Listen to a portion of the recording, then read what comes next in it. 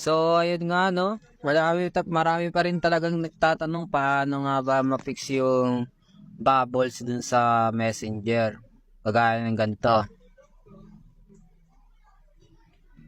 Yan. Bakit daw ganyan? Ito yung isang solusyon kung paano siya maayos.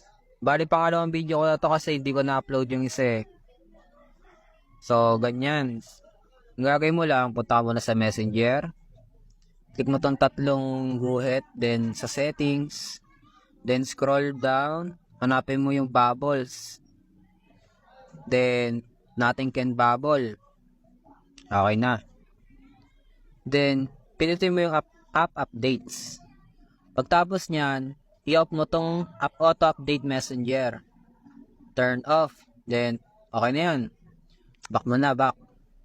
Then, punta ka sa apps na to. Tapos yan. Hold mo then app info. O di kaya punta ka sa settings. Tapos search mo doon messenger. Then, pupunta ka na dito. Punta ka sa storage and cache. Then, clear storage. Yan. Tapos back mo na.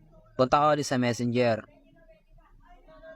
Siyempre, kailangan mo ulit mag-login. Login mo na. Yan. Wait mo lang.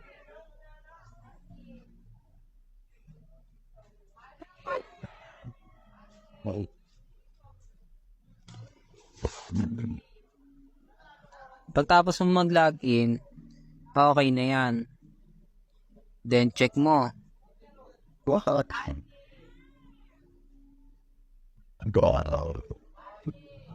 Open in chat heads. So, yun, okay na siya. O, yan. Okay na siya. Pwede ka na mag-type, pwede ka na mag-chat. Yan. Ito yung paano maayos yung sa bubbles. So, yun lang guys. Sana makatulong sa inyo. Thank you sa pag-watch. Follow nyo na rin ako para sa susunod natin mga videos. Yan. Thank you guys. Bye-bye.